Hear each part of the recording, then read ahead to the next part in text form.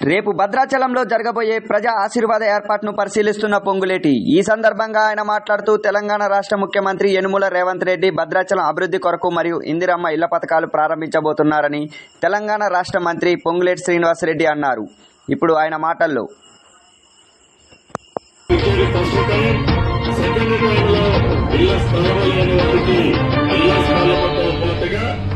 5 లక్షలు గిరిజనులు గిరిజనేతరులకు, 6 లక్షలకు గిరిజనులు దళితులకి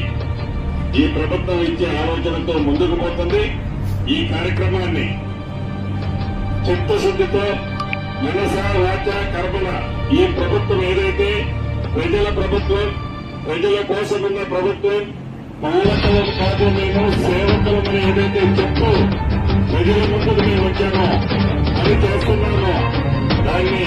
తప్పకుండా భవిష్యత్తులో